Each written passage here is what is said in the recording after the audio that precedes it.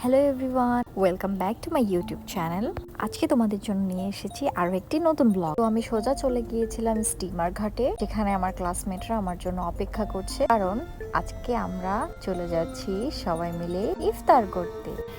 এইবারের প্লেসটাও সেম, কিন্তু একটু ডিফারেন্স আছে। গতবারে আমরা ক্লাসমেটরা শুধু করেছিলাম, কিন্তু এবারে আমাদের টিচার্সরাও আমাদের সাথে আছে। সবাই তখনও পৌঁছায়নি, বাকিদের জন্য আমরা অপেক্ষা করছিলাম। আর ততক্ষণে আমি সবার কাছে একটু জিজ্ঞাসা করছি, আচ্ছা কি জিজ্ঞাসা করছিলাম সেটা আপনারাই দেখুন। ইফতার পার্টির জন্য কি বলতে চাও? অনেকক্ষণ যাবত বসে আছি, কারোর কোনো দেখা নেই। আমাদের বসতে বসতে খুবই কষ্ট হয়ে যাচ্ছে। একটা জীবনটাই লস। ইভাবু কিছু বলেন। অমিত ভাইয়া কিছু বল। সানগ্লাসটা আপনি কেন পরছেন না? সানগ্লাসটা পরে না, তারপর একটা বক্তব্য দেন।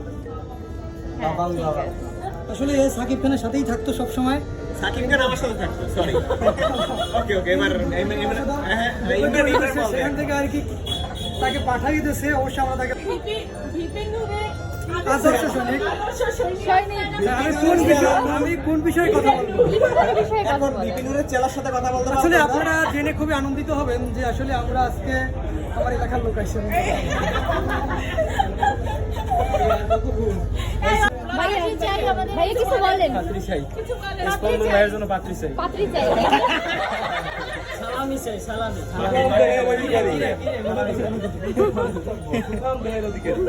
আর যাবো এদের দুজনের জন্য একটা পাত্রী খোঁজো, একটা না দুইটা।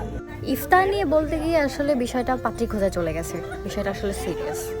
এই সুযোগ্য পাত্রগুলোর জন্য যদি কোনো সুযোগ্য পাত্রীর সন্ধান আপনারা কেউ পান, তাহলে অবশ্যই আমাকে কমেন্ট করে জানাবেন। আমি একটা ফুল দিছি, দেখার না। আমি কইছি আমাকে সুন্দর লাগে। কি এক্সপ্রেশন! ঠিকই তো দিছি, মাশাআল্লাহ মাশাআল্লাহ, ঠিকই তো দিছি। গাইজ, আপনারা বলুন তো, আমাকে কি আসলেই ভালো লাগে নাই? মানে সত্যি একটু কমেন্ট করে জানায়েন তো। ব্যাক টু টপিক, পাত্রী খোঁজা হচ্ছিল। তাহলে আজকে আমরা চলে যাব এই যে মেরুন পাঞ্জাবিওয়ালা ভাইয়াটার কাছে। পাত্রী হিসেবে সে কিরকম মেয়ে চায়, তার রিকোয়ারমেন্ট আসলে কি, জেনে আসি। চলুন। আমি পাত্রী হিসেবে যোগ্য, কিন্তু পাত্রী খুঁজে পাচ্ছি না। আপনার রিকোয়ারমেন্ট বলেন, আমরা খুঁজে দেব। আমার রিকোয়ারমেন্ট কিরকম লাগবে? আসলে সেটা এখন আমি ভাবি নাই, তবে যে কোনো একটা হলেই হলো। না, যে কোনো একটা হলে আমার হবে না। অবশ্যই না, সে বিপি না। সুন্দর করে হতে আছে যে তার বউ, কিন্তু সে যদি ভার্সিটিতে পড়া অবস্থায় সে বউ যদি ভার্সিটিতে পড়ে, তখন কিন্তু সে কোনোদিনই কোনো ছেলেদের সাথে ইফতার পার্টিতে যাইতে দেবে না, সেটা বলে। হ্যালো গাইস, আমি এমন একটি জায়গায় আসছি, কিন্তু এতগুলো মেয়ের সাথে যদি আমারে কেউ দেখে এখানে, আমি শেষ। আমার বিয়ে হবে না, আমার বিয়ে হবে না, আমার বিয়ে হবে না। আমার বিয়ে হবে না। এভাবেই মজা করতে করতে আমরা অপেক্ষা করছিলাম আমাদের বাকি সদস্যদের জন্য এবং আমাদের টিচারদের জন্য, কারণ তারাও আসেনি। ভাই আমি মাইদুল স্যারের লাগে যাই জীবনে কম না স্যার, আমি এটা ব্লগ করব, আমরা একটু ক্লিপ দেন, আমি জীবনে পারবো না। অপেক্ষা করতে করতে আমাদের টিচাররাও চলে এলো। তো আমাদের 3জন স্যার আসছিল। তো সেখানে একজন স্যার হচ্ছে লাল পাঞ্জাবি পরার কারণে তাকে সবাই পিঞ্চ করছিল। সবাই বলছিল আজকেই স্যারের বিয়ে হবে, কারণ আজকে সে লাল পাঞ্জাবি পরেছে। এর কিছুক্ষণ পরে আমাদের টিমের বাকি সদস্যরাও চলে আসে। তো আমরা নৌকোতে ওঠার আগে, অ্যাকচুয়ালি নৌকো নয়, ট্রলারে ওঠার আগে সব কিছু একবার চেক করে নিয়েছি যে সব কিছু ঠিক আছে কিনা। তারপরে এই যে আমাদের ট্রলারটি ছেড়ে দিল। আমরা গতবারে যে স্পটে ইফতারটা করেছিলাম, এবারও সেখানেই যাচ্ছি। এই যে আমি আবার চলে এলাম। যেটুকু কাজ বাকি ছিল ওটা আমরা নৌকোতে বসে কমপ্লিট করে নিয়েছি, কারণ সময়ও বেশি ছিল না। আমাদের স্পটে যেতে যেতে হচ্ছে প্রায় সন্ধ্যা সন্ধ্যা হয়ে গিয়েছিল।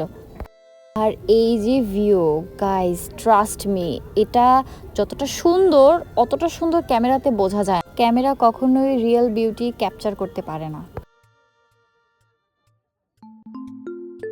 তো আমরা আমাদের স্পটে পৌঁছে গেছি।